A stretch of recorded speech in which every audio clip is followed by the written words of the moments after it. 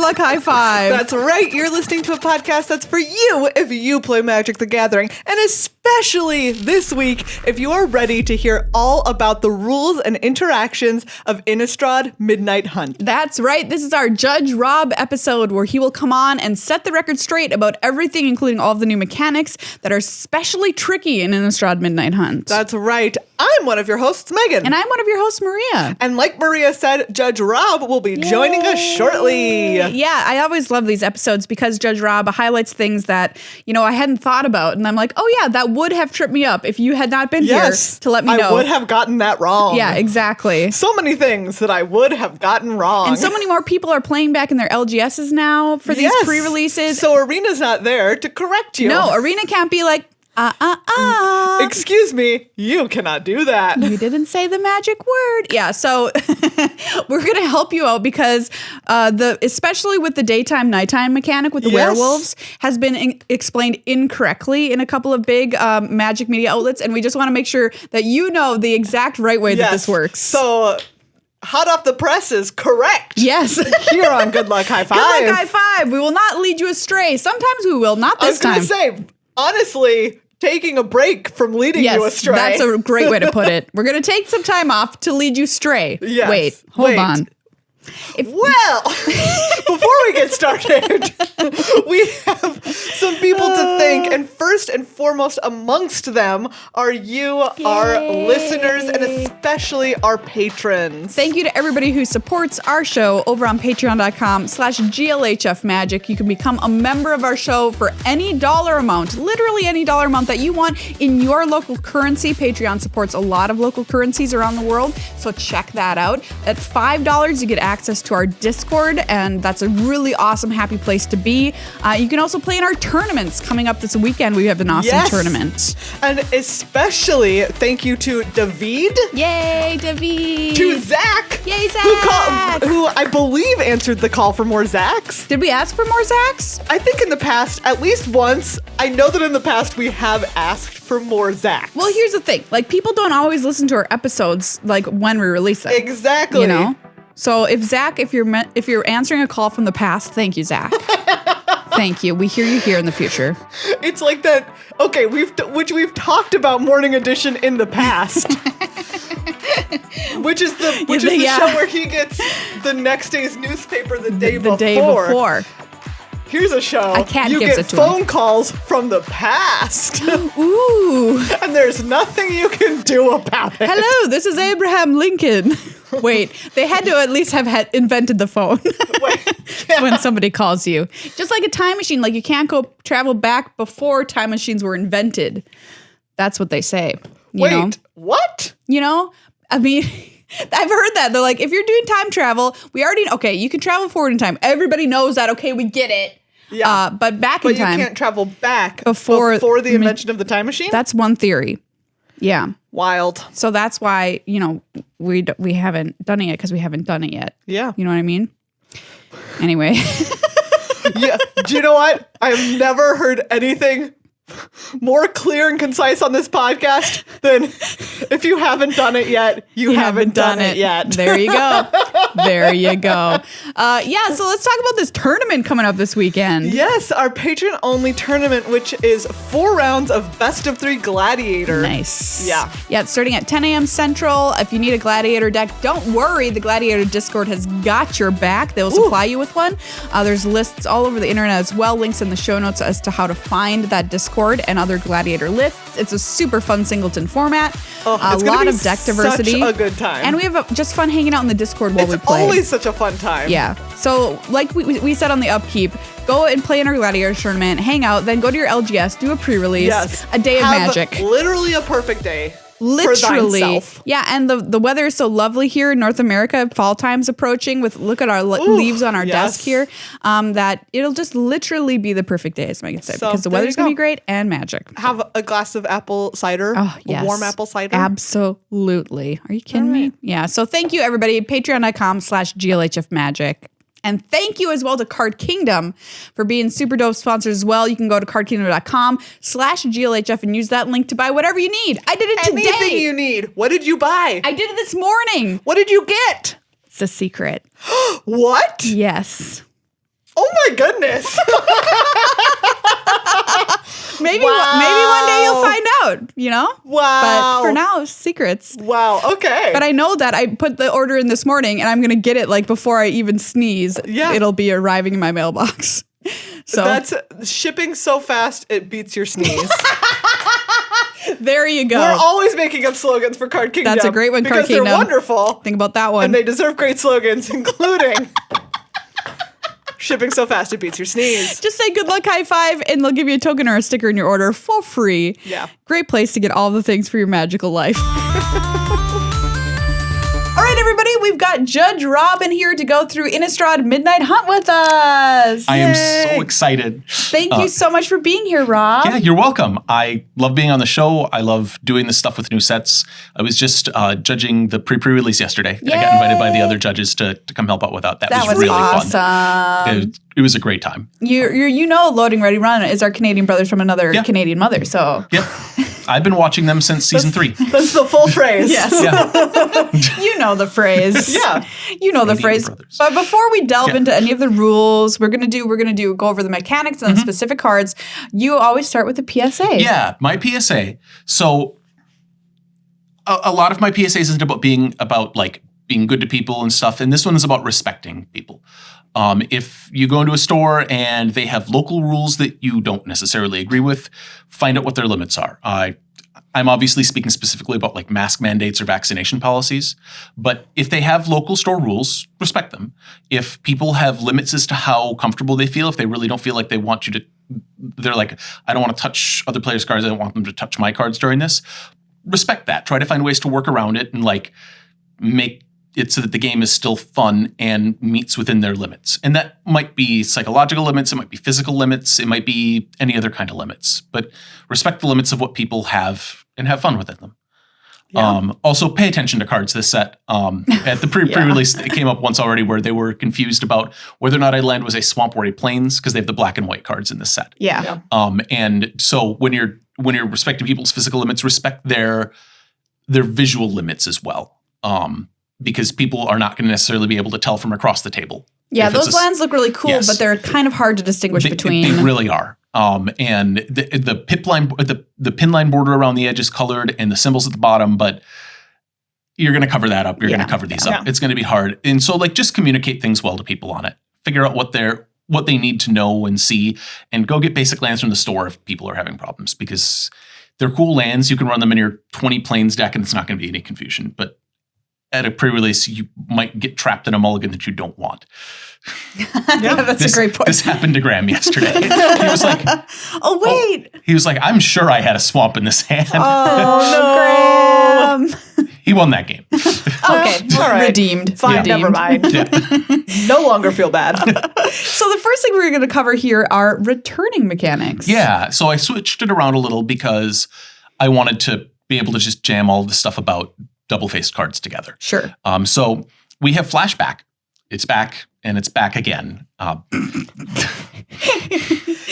Flashback's back. Has been flashed back. Yes, indeed. So let's look at Memory Deluge here. It's blue 2 for an instant.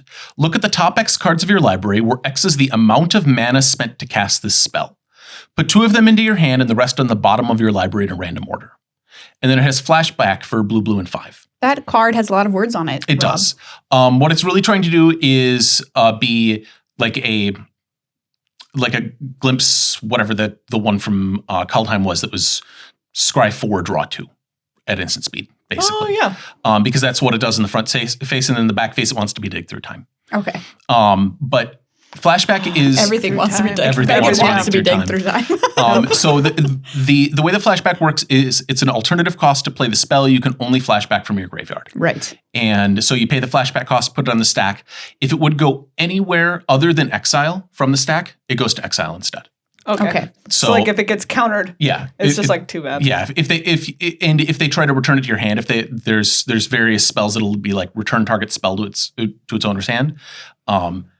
It goes to exile instead. It doesn't go to your hand. Like memory lapse. If it got memory lapse, if memory lapse tries to put it on top of the library. That is a good thing to know. Yeah, if it tries to go anywhere else, it'll go to exile instead. Sorry, still on my way to exile. Bye. Note though, if something is trying to exile it, Flashback doesn't care. So if you have something that's Spell Queller Sure. that says exile target spell on the stack, if you flashback an exiled spell and a Spell Quell it, Flashback says, yeah, sure, whatever. You're going to exile. I'm not going to touch that. And so Spell Queller lets it come back then off of the flashbacking. Wow. Okay. Very unusual. Well, Rob, my brain is already fried, and we're 3 minutes into this. All right, cool. New record. So curses. There are 4 curses in this set. Yeah. We're going to talk about Curse of Surveillance. Oh, are we? You are scrolled away from the image. I understand. This is correct. This is probably your grossest card. Curse of Surveillance. Blue and 4 for an enchantment or a curse. So gross. It has enchant player. And it says, at the beginning of enchanted player's upkeep, any number of target players other than that player each draw cards equal to the number of curses attached to that player. That's a lot of... This is a word maze.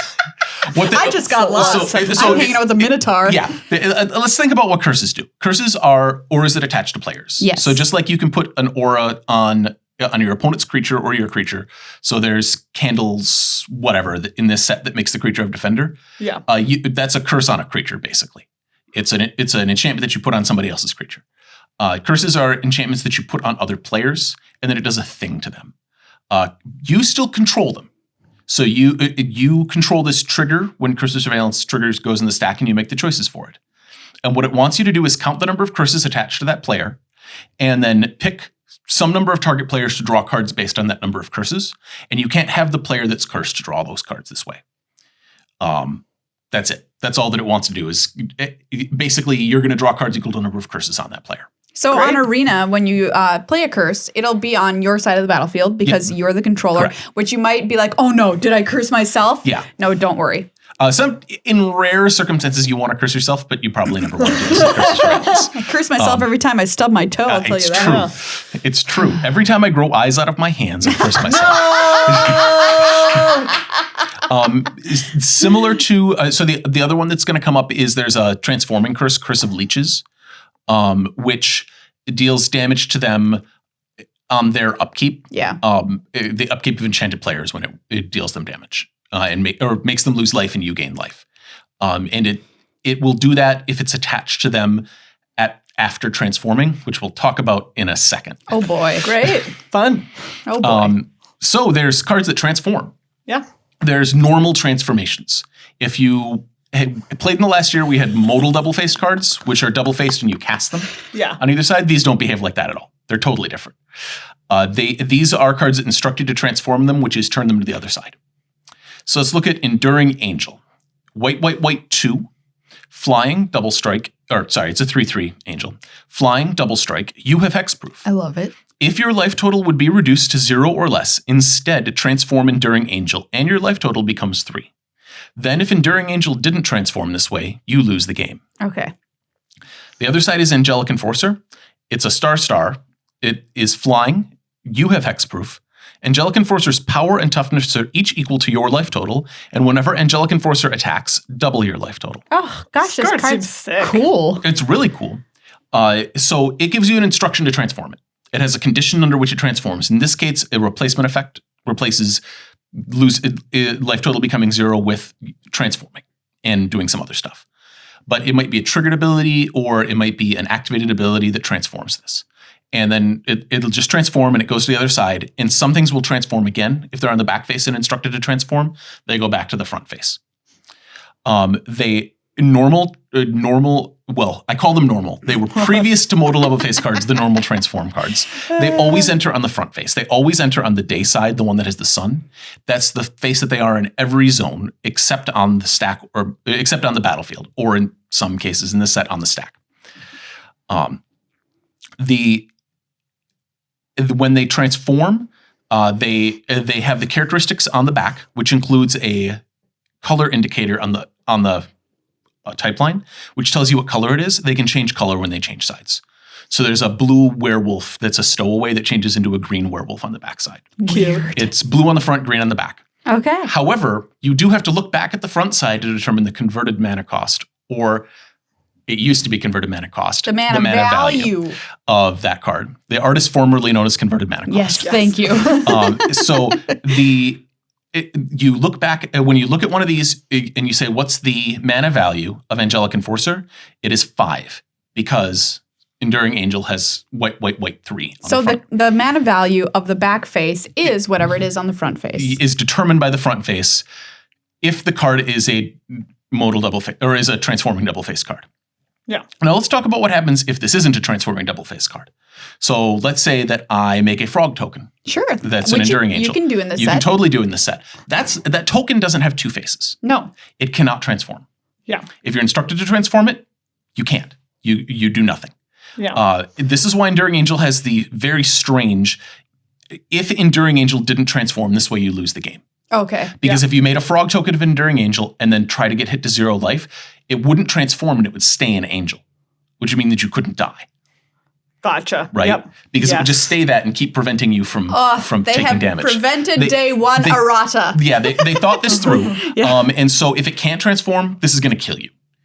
Which is basically going to happen if it's a copy of it in some way, like you clone it or if you make a frog token of it or whatever. So weird. So this might conceivably come up. If you copy the back face of a transforming double-faced card, that copy has a mana value of 0 because it doesn't have a front face to refer back to. Right. Wow. Wow. I can't believe it. Amazing. I'm not kidding you. I love it. Everybody, this is the most complicated this show has ever been right off the bat. Not kidding. Mutate. I was gonna say, Mutate. Mutate was a thing. Yeah, Mutate was pretty Mutate's weird. the most complicated mechanic ever printed. This behaves really straightforwardly, like almost all of the time. Yeah, there's just some weird corner cases It's just here. weird corner cases, and that's why they have some strange wordings in some of these cards. Yeah. But You just had to put that frog token maker in the set, didn't they? well, they put clones in every set. There's a clone in every set of Magic. is. Like they were never going to get away from it. So there's the other transforming stuff though. The new mechanic, Daybound and Nightbound. Yeah. Strap in. All It's right. super cool. So let's look at a bunch of words. Tovalar Dire Overlord is green-red 1 for a 3/3 legendary creature human werewolf. Whenever a wolf or werewolf you control deals combat damage to a player, draw a card. Right. At the beginning of your upkeep, if you control 3 or more wolves and or werewolves, it becomes night. Let's find out what that means in a bit. Then transform any number of human werewolves you control. That last bit is specifically so that if you're using a mix of old and new Innistrad werewolves, you can transform the old Innistrad werewolves. Oh, cool. You can change them into their werewolf side. Yeah. Tovalar is Daybound with no reminder text. This is one of the cards without reminder text on the ability because it's a rare. On the other side, he is Tovalar the Midnight Scourge. It's a 4/4 legendary creature werewolf. Most of the werewolves are human werewolves in the front and just werewolves in the back. Whenever a wolf or werewolf you control deals combat damage to a player, draw a card. Green-red X, target wolf or werewolf you control gets +X+O and gains trample until end of turn. And Tovalar is Nightbound. So, I'm warning you, I plan to mess up Daybound, Nightbound at least once. The pre-release did it. It will happen. You will just not think it through correctly because this is a little bit strange of a mechanic. Yeah. So, game starts, it's neither day nor night. You have a digital watch, it has no numbers on it. It's noon. Great. Nope, it's a clock that isn't even right. I'm sorry. I'm not even. It's noon. Noon is day. Is daytime. Noon is right before it's. Wait, no. What time would that be actually? Like 6 p.m.? Like sunset. Sunset. You're thinking of Twilight? sunset. Dusk? All right, it's dusk. Yeah. Okay. So it's Thank you. the game is a digital watch. It has no time on it. We haven't set the time yet. Just like in other games, there's the monarch. There's no monarch at the start of the game, right? Lawlessness. Cards will make it day when they come out. Some things will say if it isn't day or night, it becomes day. Or anything that is daybound will make it day immediately when it comes out. Oh, so when I'm playing a werewolf, for instance, on the front face, which says Daybound, boom, it becomes day. It becomes day immediately. Okay. The wolf comes out and he brings the sun. I don't know why, but he does. Then day and night are part of the game. And even if everything on the battlefield that cares about day or night goes away, day and night will cycle. Okay. Or change based on whether or not you do things. Yeah. Day and night only care about the active player, the player whose turn it is. So if it's your turn, you can determine whether or not it will be day or night going forward. When you change day or night, they change for everyone though. So if I do things that make day or night change, it changes for everyone at the table and all of the cards move in sync. So it's day or night is something which is true about the game. Yes, this is a statement about the game. The game has gained a status, whether or not it's day or night. So if it is daytime and the active player does nothing, they just sit and like have a siesta, then it becomes night. They're like, I'm bored. We're going to close the shop. It's going to become night. They have cast no spells. They cast in other no words. spells. In other words, you can activate activated abilities, and it won't determine day or night. If it's your opponent's turn and you cast a bunch of spells, that's cool. You're not the active player. Only the active player spells matter for day or night. And this is a change from previous Innistrad. This is a change from previous Innistrad. Then if it is night and the active player casts 2 or more spells, so they get active and they run away from all these monsters, it will become day. When does this happen? During the untap step of the next turn. Before you untap permanents. Okay. It mostly doesn't matter that it happens before you untap permanents, but it could matter for whether or not your werewolves trigger an untap trigger or something. The change happens during the untap step simultaneously for every permanent that changes Daybound to Nightbound. When something says Daybound, it is the day side during daytimes and Nightbound during nighttimes. And that is constant. If you have something like Tovalar here that says it becomes night, that makes every permanent on the battlefield its night side during that trigger. It just happens. They just change their state. If it is currently night and you play something that is Daybound, Nightbound, you cast it on its Daybound side and it enters on the Nightbound side. So it's always Nightbound. Wow. You might look at it. There's Tovalar's pack. There's a green card that says when it transforms into this or it enters the battlefield, and it's on the night side, and it says this. And before I really understood the mechanic, I read this and I go, that's a really weird thing to say about the back face of a double-faced card. But it's because if it enters and it's already night, they want you to make 2 tokens. Gotcha. So, question. Yeah. If I'm playing a werewolf that says Daybound, and it's the first time anything like this has occurred, I trigger day, and then the cycle begins. It becomes day as it enters. However, if it is night and I play a Daybound werewolf, that does not change it to day. It does not change it to day. It enters in at night. It's like it's already night. I don't need to worry about what time it is. I'm just going to go with whatever time it is right now. Okay, got it. All right. So wild. That is pretty weird. And these can only be transformed by that day-night status changing. Okay. So if there's a card from Innistrad, Moon Mist, that transforms all humans. It can't if it's daytime, it won't transform these human werewolves that are daybound. Gotcha. They just can't be transformed. They're like, my other side says night. I can't. I can only be here during this side during the day. I'm so sorry. I cannot. I know you want me to wolf out right now, but I can't. Have you seen Sun? Did you see the Sun? Yeah. So that's very strange. There are also a number of cards that care about the day-night cycle, but aren't double-faced cards. This is actually my biggest beef with these is they should have some ability word on them because it's really hard to refer to those cards as a group. Like I'm saying that there are cards that care about day and night that aren't werewolves. Okay, how do I find them? Yeah. You have to search for like the word night on cards from Innistrad that don't say Nightbound. Like there should be something. Like the cards. Celestis. Like the the Celestis cares. Can change day and night. There's a red-white uncommon that puts +1/+1 counters when day-night changes. Oh, and there's a card that pings when day-night changes. Yeah, there's a pinger. But the point being is that I don't have a good way to refer to these as a group. I just want to be able to refer to them easily. In packs, by the way, you're going to get day-night tokens? Yeah, it will be a double-faced token. So you're going to look at it and you're going to say, well, I only got one for day. I opened 6 packs here at this pre-release and none of them say night on them. Turn it over. Great. Like it says night on the other side, so it transforms. Oh my gosh, this is going to be a really, I don't know, this seems like kind of a tricky thing to keep track of during paper play. It is during paper play. It helps that it's only the active player. Yeah. So what that oftentimes means is that the non-active player is going to spend a bunch of time paying attention to whether or not they cast 2 spells. Yeah. On the other player's turn. Note with Curse of Leeches, which is another weird one with this, it is Daybound, Nightbound. Yeah, we talked about it on the show a couple episodes ago. And the big deal is that it changes during the upkeep. Or not before the upkeep, during the untap step. And so it will be around to trigger on untap. Also, if anything triggers from the day-night change, like the pinger or whatever, those trigger at the beginning of the untap step. The next time that basically you don't get priority during untap, they trigger during the beginning of the upkeep. Okay. And they go on the stack at the same time as other beginning of upkeep triggers, so you get to pick the order between them and upkeep triggers, just like you would with an upkeep trigger.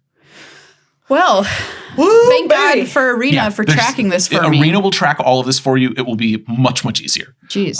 But I think it's going to be pretty fun in paper play, especially considering that they got to actually build these cards with the expectation that only night sides fight night sides and day sides fight day sides.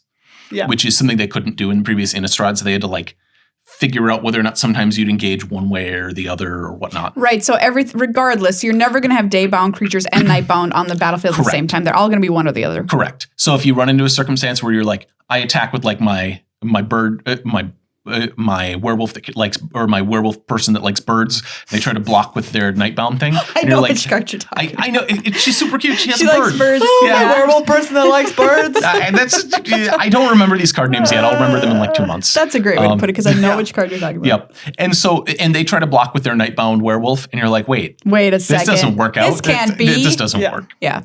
Great. Then we're going to move on to the other weird double-faced mechanic, because there's 2 weird double-faced mechanics in this set. Oh boy. Disturb. So you talked about this a little last week as well. Yeah. So Chaplain of Alms here is a 1/1 for single white. Human Cleric has first strike and ward 1, and it has Disturb of white and 3. You may cast this card from your graveyard transformed for its Disturb cost. We like to call Disturb Poke the Ghost. Yeah, poke the ghost. If that helps you can definitely remember. poke that ghost. And so what they do is similar to something like Aftermath, or similar to something like Eternalize, or Flashback. These are flashbacking these creatures as a different form. So Chapel Shieldgeist is the other side of this. It's a flying first strike that says each creature you control has ward 1, and if Chapel Shieldgeist would be put into a graveyard from anywhere, exile it instead. Sorry, it's a 2/1 flying first strike with these. So I actually think this is pretty good. That's a good card. So the big deal with this is you play it as the other face using the Disturb cost. So you pay the Disturb cost and you're casting Chapel Shieldgeist via Disturb. And it's actually casting it. It goes in the stack. They can counter that spell. Chapel Shieldgeist says if Chapel Shieldgeist would be put into a graveyard from anywhere, exile it instead. So if they counter this spell, it's exiled. Because the Chapel Shieldgeist in the stack goes to the graveyard from the stack. If it goes to the graveyard from the battlefield, it's also exiled. Note, though, that's only if it goes to the graveyard. If it goes anywhere else, unlike Flashback, it does not care. So if you bounce a Chapel Shieldgeist or flicker a Chapel Shieldgeist, you get back, you've unlocked it, basically. I have a question. Yeah. That's strange. That's different That's very weird. From Flashback. Why is that? I have no idea. Like, I frankly, they could have said that. They could have put, if it would go to anywhere but exile from the battlefield or stack. That would have been a fine line to put on it. But they didn't. They decided that you can bounce this card and run it again. If you bounce it, it goes back. It goes to your hand as the front face. Yeah, everything is the front face in every zone except the stack or battlefield. That's right. And so, all right, interesting. The other thing with it is that it does look at the mana value of the front face, like other transforming double-faced cards. So the Chapel Shieldgeist does have a mana value of 1 from Chaplain of Arms on the front, and it's casting it. So you are actually casting. It's not an activated ability. That's another thing with Flashback that people get wrong a lot. They're like, can I Pithing Needle Flashback? Pithing Needle's in the set. You can name those cards with Pithing Needle. Arena probably won't question it. Probably be like, yeah, you want to... Sure. Yeah, go for it, man. Chapel Shieldgeist? Don't care. Not my problem. It doesn't do anything. It is actually casting the spell. It's not an activated ability. So you can Meddling Mage it. Curse of Silence in this set lets you Curse name the of card Silence. to increase the mana value. You must name the back face in order to do that. All right. So be aware.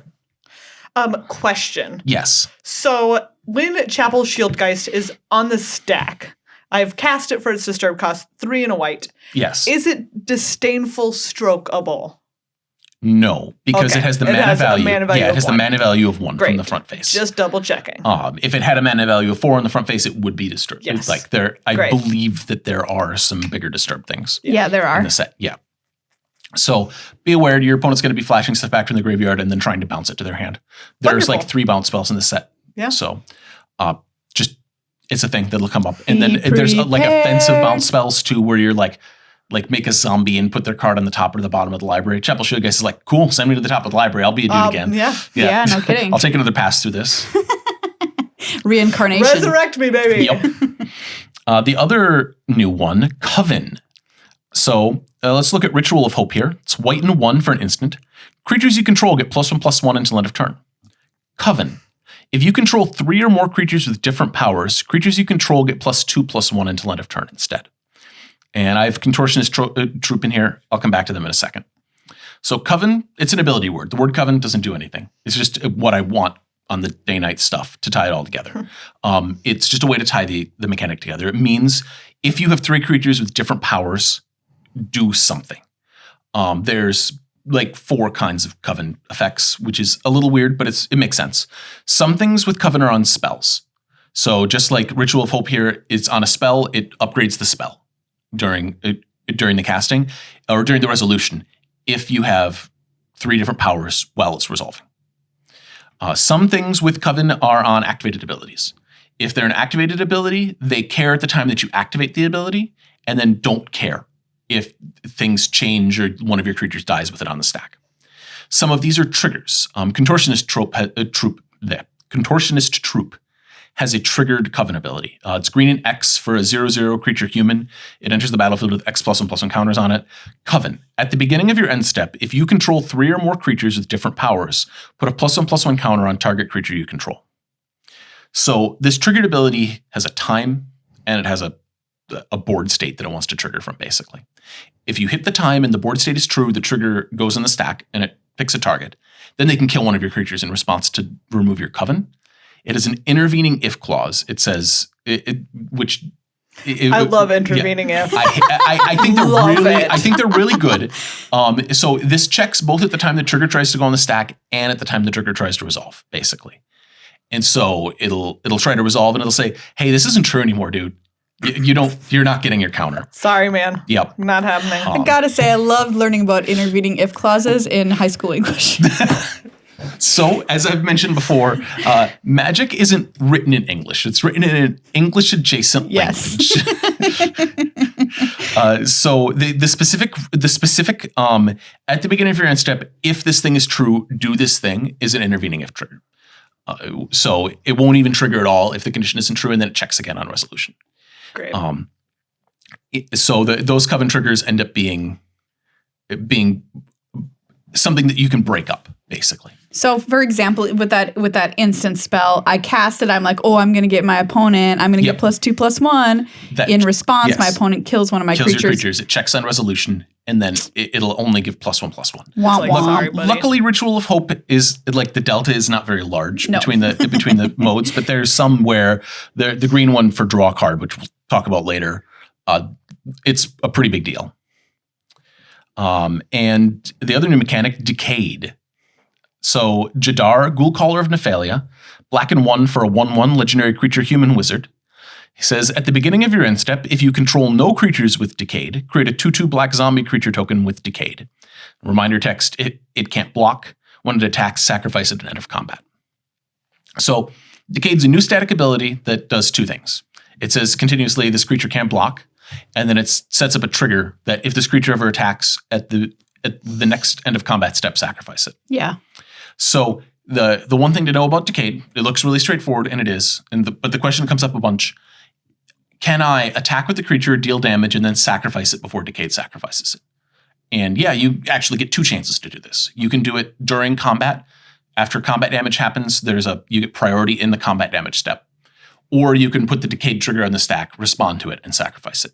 Great. All right. So that's pretty cool. There's a bunch of things that sacrifice creatures. It's really good to just like chip in with a zombie. They're like, I'm not going to block that. And then they take 2, and then you ship the zombie to something to draw cards or gain life or whatever. Yeah. Sick. All right, that's some sweet tech, everybody, that you can look pretty sweet at. You can look smart. Uh-huh. Look smart with your friends. Listen to this show. Thank you for our new tagline, Rob. Yeah. So that's all. Look at all new and returning mechanics. Yeah. That was a lot. Yep. Just gonna put that out there, everybody. They've been raising the complexity on sets. Yes, they have over time, and so I hope that they call things back. I'm really looking forward to Kamigawa, where they decide that cards should be bad and shouldn't have any words in them again. So take a stretch break from all of that, from all of that stuff, okay? And now we're going to talk about individual cards, which might be a little tricky. Individual cards that you're going to run into that you might have problems with. Yeah. So Crawl from the Cellar. This one's going to, I predict that people are going to get gotten by this. So especially in Arena, which won't let you do this wrong. So it's single black for sorcery. Return target creature card from your graveyard to your hand. Put a +1/+1 counter on up to one target zombie you control. Flashback, black and 3. Okay. This card's great. I really, really like this Raise Dead that gives counters, right? You cannot cast this if you don't have creatures in your graveyard. It's the creature component is not, or the return a creature component is not optional. You can't pay single black to give a zombie a +1/+1 counter. Yeah. If you don't have something in the graveyard. Yeah. So it's very relevant to, there's a bunch of zombies in this set. And you're going to want to be like, well, I need to get over in combat. They have a 2/2, I have a 2/2. I want to give a counter. Can't do it if you don't have something in the graveyard to return. You must return. So. Great. Yeah, not just a combat trick, everybody. Okay. I mean, it's a sorcery, so it's not really a combat trick. A combat trick that you see coming. Not a buff, but yeah. Harvesttide Sentry here. Harvesttide Sentry is green and 1 for a 3/1 human warrior. Coven. At the beginning of combat on your turn, if you control 3 or more creatures with different powers, Harvesttide Sentry can't be blocked by creatures with power 2 or less this turn. So this is kind of 4th-ish kind of Coven trigger. This Coven trigger happens and it sets up, there's some that grant abilities. There's this one that just sets up a how to block or not on Harvesttide Sentry until end of turn. Once it's resolved, you can change powers on your creatures. You can make them bigger, you can make them smaller, they can kill a creature, it doesn't matter. Harvesttide Sentry, for the remainder of the turn, as long as that trigger resolved and actually did its thing, can't be blocked by creatures with power 2 or less. Yeah. So it's like, I can't be blocked. You can mess around with Covenant stuff now. That's fine. Whatever. It's still true that I can't be blocked. Yeah, it's still true. And there's one that gives lifelink. There's another that gives trample. There's all sorts of Coven abilities. Locked in the Cemetery. This is autobiographical about me sticking my head through through iron bars once. I thought you were going to say when you got trapped in that freezer container. No. I went to the Science Museum and they had wrought iron bars and I stuck my head through and I have big ears. And so I was trapped like this. Great. So that's the least surprising thing I've ever heard. considering the other stories that you've told us about your past. Rob nearly died 500 times. A lot of times. I've got many almost died stories. This wasn't an almost died. This was they had to butter my head story. So butter your head? And they greased it. So they had to chuck my ears back and fold me out. And it just don't look, okay. All right. Locked in the Cemetery. Blue and 1. Enchantment aura, enchant creature. When Locked in the Cemetery enters the battlefield, if there are 5 or more cards in your graveyard, tap enchanted creature. Enchanted creature doesn't untap during its controller's untap step. So Locked in the Cemetery, you play it, trigger goes in the stack when it enters the battlefield. That trigger only taps it if the condition is true on resolution. They can respond by exiling cards in your graveyard. There's multiple instant speed exile effects in the set. That's funny. So they can get you, and then their creature doesn't become tapped, and they can use it to block for a while, and probably attack with it once. Pack's Betrayal. This one's a true story from my life. You got betrayed by a pack? like cigarettes? No, she just opened a pack and it just sucked. Oh, okay. I mean, we made 3 different pack jokes there within 5 seconds. It was that's the kind of quality you get. Span of pack jokes. All right. So red and 2, sorcery. Gain control of target creature until end of turn. Untap that creature. It gains haste until end of turn. If you control a wolf or werewolf, scry 2. So if you don't have any werewolves and you take a werewolf with Pack's Betrayal, you get to scry. Because you do the things in order, you take the werewolf. Now you control a wolf or werewolf, so you get to scry 2. Great. Might of the Old Ways. Green and 1, instant. Target creature gets +2/+2 until end of turn. Coven. Then if you control 3 or more creatures with different powers, draw a card. Mm-hmm.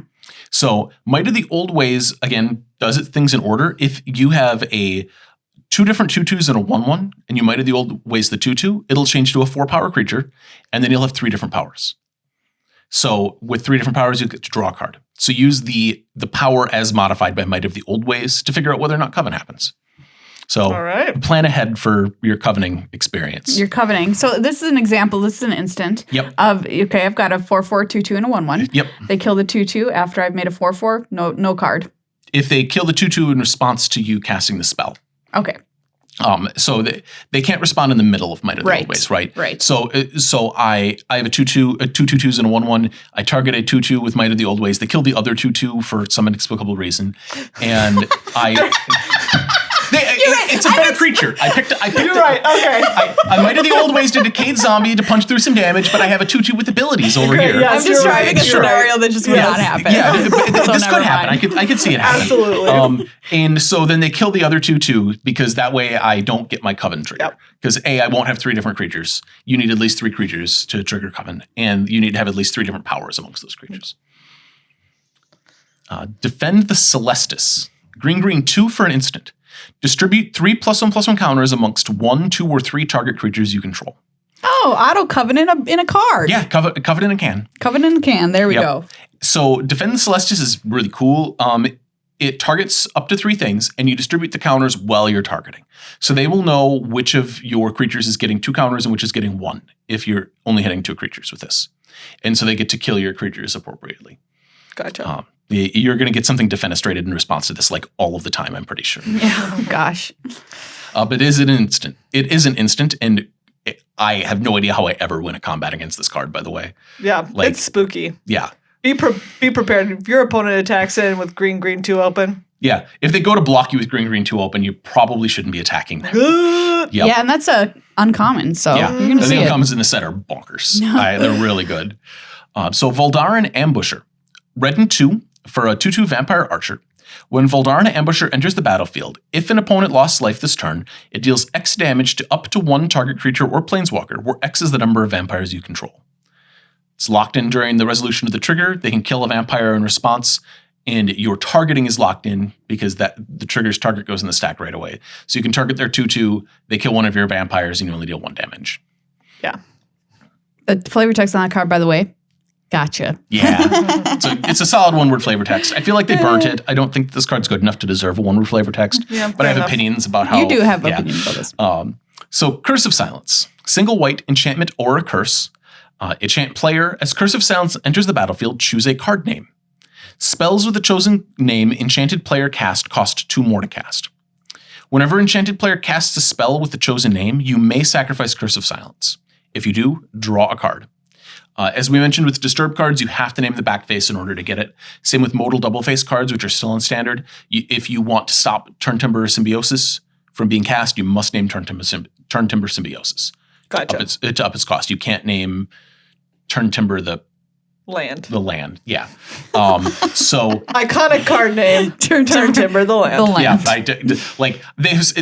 Adding twice as many names to these sets has made it twice as hard to remember what the heck any of these cards are. Especially when I only want to cast the spell and I just do not care about that land on the other side. Doesn't exist. But remember, if it is clear which card you mean to say, that's okay. Yeah. If you're like, I want to name Turntimber, whatever, the green spell that's in the back of the double-faced mythic land that makes you pay 3 life, I want to name the spell that's on the other side of it. Yeah, okay. Yeah. Well, except that Turntimber Symbiosis is in the front, but whatever. Yeah. But you'd have to name the particular side of a double-faced card for it to matter for it. Sigarda's Splendor. White 2 enchantment. This card is designed for Arena, and okay. As it enters the battlefield, note your life total. Note it. Yeah, write it down. Write down that number. Noted. Then, at the beginning of your upkeep, draw a card if your life total is greater than or equal to the last noted life total for Sigarda's Splendor. Then, note your life total. Write it down again. Whenever you cast a white spell, you gain 1 life. So what this is doing, the high level view, what this is doing is if you netted life in the last turn cycle, if your life total increased, you get to draw a card. That's what it wants to do. And then whenever you cast a white spell, you gain a life so that you have a way to gain life off of the card as well. This is going to be really annoying to track in paper.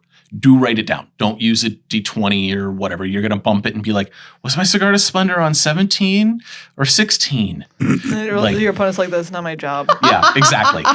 They'll be like, look, That's your man, job. Look, yeah, it's your job. I think you were at 17, so you don't get to draw a card.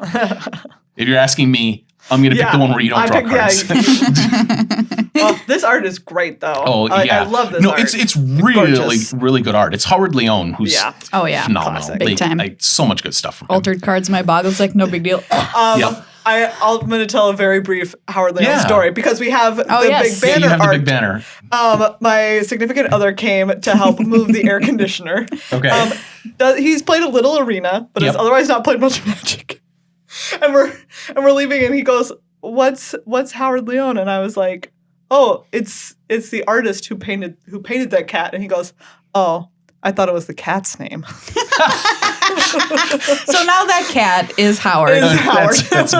That's Howard out there, really everybody. good. We've named you after your creator. Exactly. Anyways, And everyone knows great. the famous cat, Howard Leon. Howard Yes. Leon, that cat. So that cat painted a really good angel. Yes. As I do it. That cat painted a great angel. Anyways, let's keep moving. Anyways, Smoldering Egg. Smoldering Egg is really cool. It's red and 1 for an 0/4 defender. Whenever you cast an instant or sorcery spell, put a number of ember counters on Smoldering Egg equal to the amount of mana spent to cast that spell. Then if Smoldering Egg has 7 or more ember counters on it, remove them and transform Smoldering Egg. Oh, Great. Yeah. It needs the embers to hatch. It needs to get nice and warm. Yep, it's dragon in the egg. Just like Thing in the Ice that you always knew and loved. Thing in the ice, dragon in the egg. Yes. So on the other side is Ashmouth Dragon, 4/4 flying. When you cast no instant or sorcery, whenever you cast an instant or sorcery spell, Ashmouth Dragon deals 2 damage to any target. I love this egg. I want to hatch it. Yep. And so Thing in the Ice doesn't care about how big of a spell you cast, right? It cares that you cast 4 of them. On the flip side, Smoldering Egg cares about what you actually spend on your spells. So it cares about the actual mana that you spend. This makes a difference for Flashback, right? Because if your Flashback spell costs blue, and 5 on the back, it will flip the egg on its own because you had to pay that actual mana. So it cares about the mana that you pay. If your card has Delve, like say Dig Through Time, and you delve away 5 cards and you pay 2 blue mana, you only paid 2 blue mana. Yeah. Gotcha. And so you didn't pay mana. You paid cards for that spell. All right. So this will only trigger only remove counters based on the actual mana that you spend. If you cast the spell for free, it doesn't matter how much it costs. You don't care. It doesn't care. All right. This next card reminds me of Hanweir, Yes. the Writhing Township. I think that it's probably how Hanweir always should have been because that card is really hard to put together. I've tried, but so hostile. They did this on purpose. They get the Crimby already. I'm calling it best card name, Crimby. Yep. This is such a good card name. I love both halves of this. So the hostile is a land that taps for a mana or for a colorless mana. 1 generic tap and sacrifice a creature. Put a soul counter on it. Then if there are 3 or more soul counters on it, remove those counters, transform it, then untap it. Activate this ability only as a sorcery. All right. That's straightforward. Yep. The other side is Creeping In. It's an artifact creature horror construct. Whenever Creeping In attacks, you may exile a creature card from your graveyard. If you do, each opponent loses X life and you gain X life, where X is the number of creature cards exiled with Creeping In. And then for 4 mana, Creeping In phases out. It's a 3/7. It's a 3/7 that then domes them repeatedly based on eating your creatures. This card is phasing. Weird. Yeah, Just random. They said that they were going to make phasing like evergreenish, and I don't know why. Yeah, and they they put did it on say this that. card, Yeah. and this specifically has phasing because if you did the flicker effect, so double-faced cards, if you flicker them, or transforming double-faced cards come back on their front face, except for Daybound, Nightbound ones. Yeah. So if they made this flicker itself to save itself, it would come back, and then you have to restart eating people at your murder hotel. And so. Some of my favorite lyrics from Hotel California. Yeah. Eating people at your murder hotel. The Eagles were pressing it. Yeah, they really were. They really were. So the thing with phasing, this doesn't explain phasing, and it doesn't want to explain phasing. What phasing does is it says this thing pretends it doesn't exist until the beginning of its controller's next untap step. So at the same time as you would change Daybound, Nightbound, this will suddenly exist again. Yeah. It doesn't leave the battlefield. It doesn't enter the battlefield. It just says, ignore me. Excuse me. And it's going to ignore everything too. And it ignores everything else. The phasing technically says treat it as if it didn't exist until that time. So that's got to be like my favorite official, just treat it like it doesn't exist. Pretend that isn't there. Like how I've heard people describe it is put a cup over it. It's not there. It might be relevant to you someday. So this is something that phases, you pay mana to phase it out, and then it comes back during your next untap step. Great. If you skip your untap step, it never comes back. That's Ever? not true. It doesn't come back until you next get an untap step. So if somebody makes you skip your untap step, it'll stay phased out until you actually get an untap step. I love this Great. card. I want to Yeah. open it. Poppet Stitcher. Poppet Stitcher is blue and 2 for a 2/3 human wizard. Whenever you cast an instant or sorcery spell, create a 2/2 black zombie creature token with Decayed. At the beginning of your upkeep, if you control 3 or more creature tokens, you may transform Poppet Stitcher. On the backside, he is a Poppet Factory. It's blue artifact. Creature tokens you control lose all abilities and have base power and toughness 3/3. At the beginning of your upkeep, you may transform Poppet Factory. So he turns into a giant machine that changes your decayed zombies into 3/3s. And they lose all abilities, so they don't have decayed. Oh, Nice. wild. That's the goal. So they don't lose types, though. So this is an interesting thing. If you have a zombie master that gives your zombies Swamp Walk and a Poppet Factory, would you expect the zombies to have Swamp Walk or not? The zombie tokens. Oh. When did they get Swamp Walk? The zombie master came out first, then the Poppet Factory transformed into Poppet Factory the next turn. But he came out before the zombie master. He came out, then zombie master came out, then he transformed the next turn. Oh boy. So all right. The Poppet Stitcher came out. Then Okay. Zombie Master came out the next turn. Yep. Okay. Then the turn after that, he transformed into Poppet Factory. Okay. Um. Do they have Swamp Walk? And it says zombies you control have Swamp Walk? It says zombies have Swamp Walk. It Zombies doesn't- have Swamp Walk. Yep. Yes. Final answer. Rob's looking Do at you want me. to dispute? Okay, I'll say no. Final answer. Okay. So the answer is that they would have, that they would not have Swamp Walk because Poppet Okay, I Factory knew sets it. its timestamp based on the transformation. So the time that you transform this determines when the lose all abilities kicks in. Okay. So if I transform into Poppet Factory and then play a Zombie Master came after the Oh yeah, they transformation. lose all They abilities. lose Okay. all abilities. So they Yep. would lose that Swamp Yep. Walk. Okay. So it's purely timestamp driven for this. It's just like if you have, so the card Mist Dragon has 0 Mist Dragon gains flying or 0 Mist Dragon loses flying. Gotcha. The latest one wins, right? Yeah. And so the Poppet Factory, it sets whether or not it's latest based on the transformation time Okay. specifically. I Not, love timestamp yeah, stuff. It doesn't do it based on Poppet Weird. Stitcher entering the battlefield, but it's based on transforming into Poppet Factory. Gotcha. Great. Great. I love this pop quiz. Thanks, Rob. Yeah. You're welcome. And this can come up on Arena and probably in Standard. I'd have to look at, well, there's certainly ways to give tokens abilities. There's all sorts of Yeah, ways to give yeah. these abilities. So the newest effect wins on those, basically. Gotcha. Arlen, the Pax Hope. Green-red 2 for a legendary Planeswalker Arlen. Really happy about a 4-mana Arlen again. I may actually get to cast this spell. Arlen on the front is Daybound. And she has a +1 until your next turn. You may cast creature spells as though they had flash, and each creature you control enters the battlefield with an additional +1/+1 counter on it. Then she has -3. Create 2/2 green wolf creature tokens. Really good. Great. Yeah, she's great. On her other side, the Nightbound side, she is Arlen the Moon's Fury. +2 to add green-red, and 0 to until end of turn. Arlen the Moon's Fury becomes a 5/5 werewolf creature with trample, indestructible, and haste. So there's 2 different ways that planeswalkers can turn into creatures. There's the Gideon way, which is he stays a planeswalker and becomes indestructible, and also prevents all damage to himself. Then there's the Sarkin and now Arlen way of doing it, which is they stop being a planeswalker. Yeah. Arlen can't be hit with things that say destroy target planeswalker. If you damage her, she does not lose loyalty counters. She still has loyalty counters. They're just sitting there not really doing anything Yeah. Gotcha. because she's already activated a loyalty ability. Okay. She animates to become a werewolf and is not a planeswalker during that time period. So while she's a werewolf, you can defenestrate her. She is indestructible. She Yeah. gains trample and indestructible. You cannot defenestrate You her. cannot defenestrate her. You cannot throw You would this not werewolf out a Yeah. window. Dare. Yeah, and defenestrate. Arlen doesn't hold truck with getting defenestrated. She's not a fan. But if she didn't have indestructible, you could. Yeah. Because she's just a creature. I like this way better. Yeah, There, I said it. So the thing is that this is kind of like the Master of Flowers, right? Yeah. Who stops being a planeswalker. So it's in the similar kind of vein of like, yeah, she's just going to be a creature for a little while. Yeah.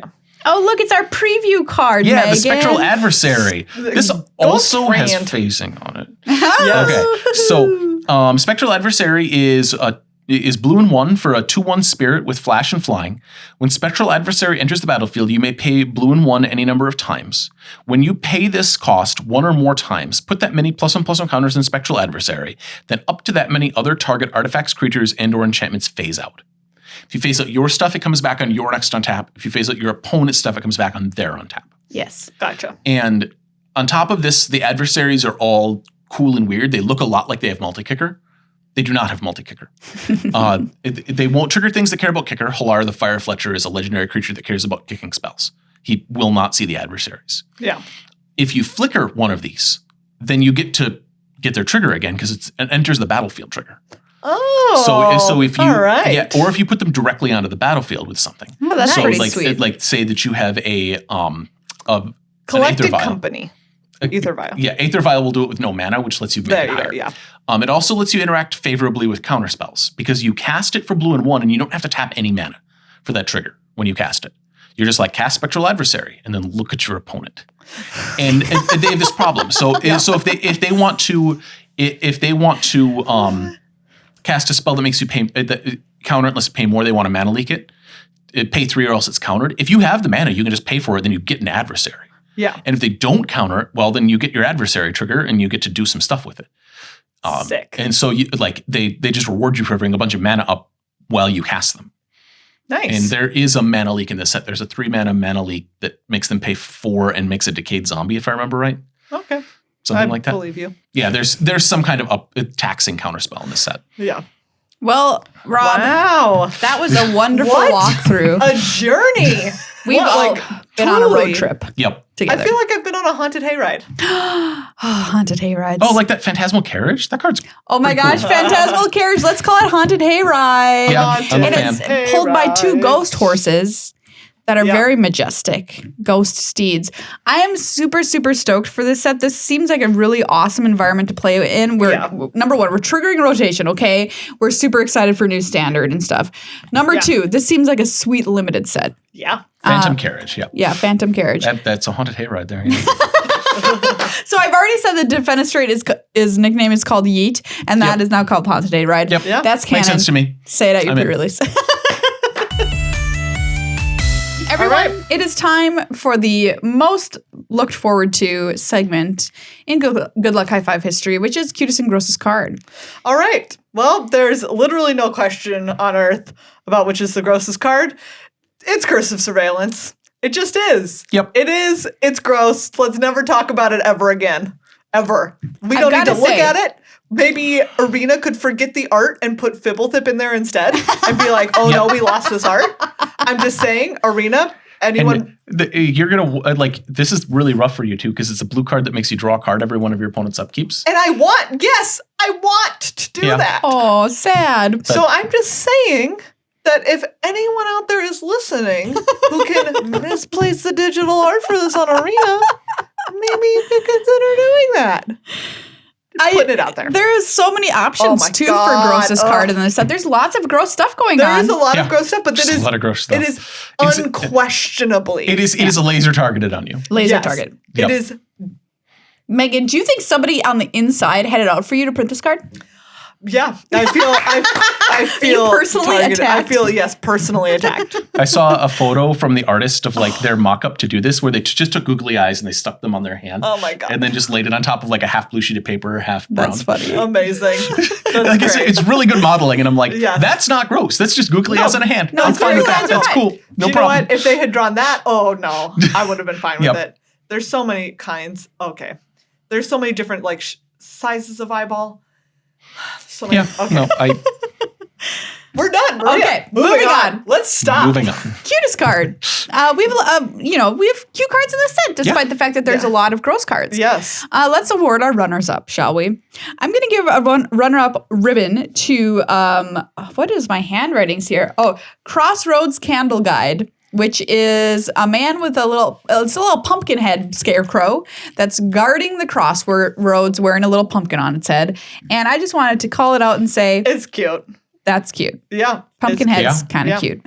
I agree. We're going to give a runner-up ribbon as well to Death Bonnet Sprout, which Rob brought up, which is a cute little mushroom, which transforms. And Rob, what did you say? You were like, you get twice the cuteness? Yeah, because both sides are cute. It's twice as cute. It is twice as much cute art as a normal cute card. So there you go. Very cute. Well done. Death Bonnet Sprout. Also a cute name for a card. Yes. And I know people are going to tell me this, so I'm going to call it out now. Morning Patrol. Give that a ribbon because the art is not cute, but however, the story of the card is very cute. Where the person dies and the doggy still can see them. That's so sad. As a man.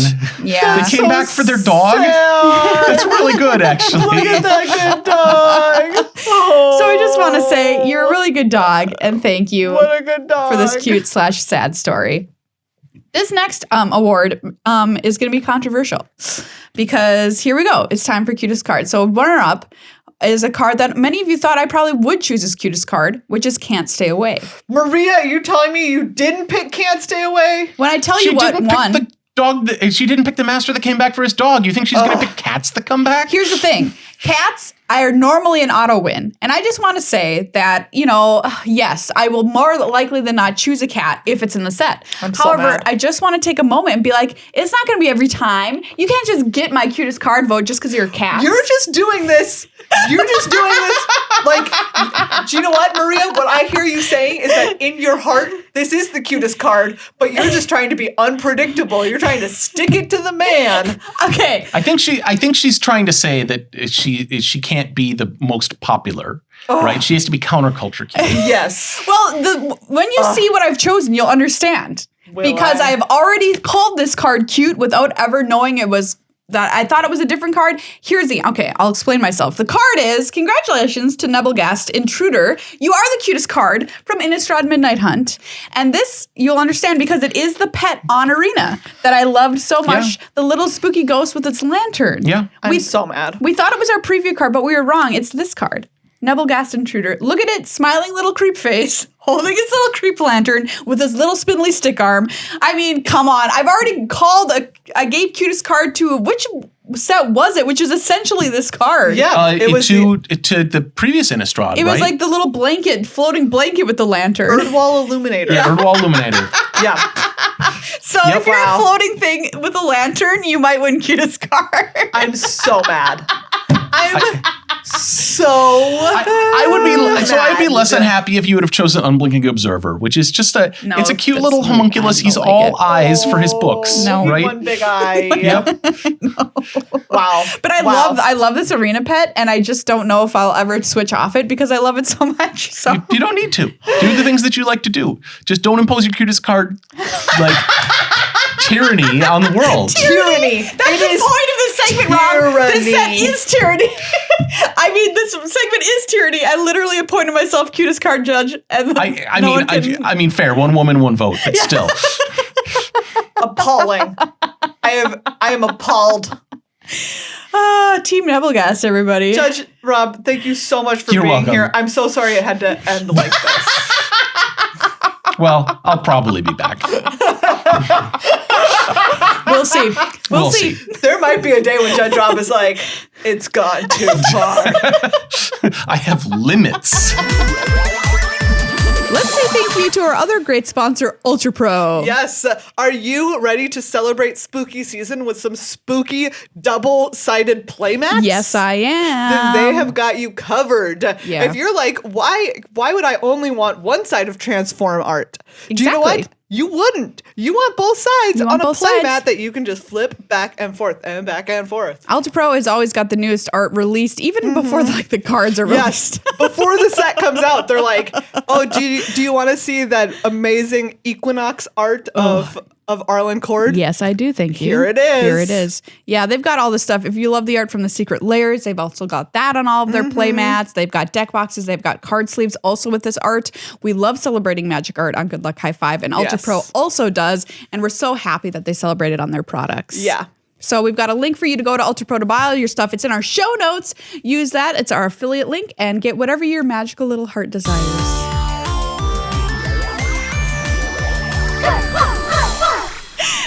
Thank you so much for listening to our show. Meghan and I were just reminiscing about her grossest card pick. Whoa. It's real bad, everybody. Real bad. Crossing the line. Someone asked me on Twitter if it was worse than magnifying glass, and the answer is decidedly yes. Yeah, it is. Although magnifying glass, still disgusting. Still bad. Still awful. Do you know what? I've gone so long without thinking about that card. I knew it was just going to bring it all back for you. And I was like, oh yeah, we watched a scary movie.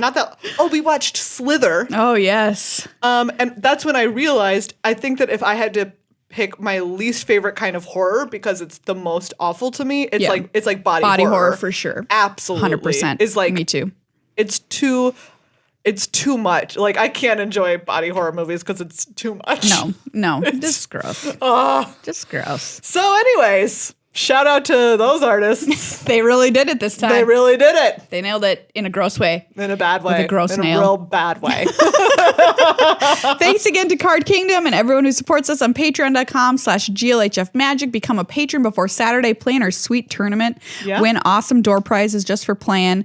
Thank you to everybody who, by the way, sent in Planned Parenthood donations. Yes. Got a lot of boxes to pack. So many. So many. Thank you all so very much. Yeah. We'll be back next week with stories from our Innistrad Midnight Hunt pre-release. Woo. Whew. It's going to be a party. I'm so excited to play on Thursday. Too. I got a gold skeleton in my house now. Yeah. I am ready for the season. Ready for spooky season.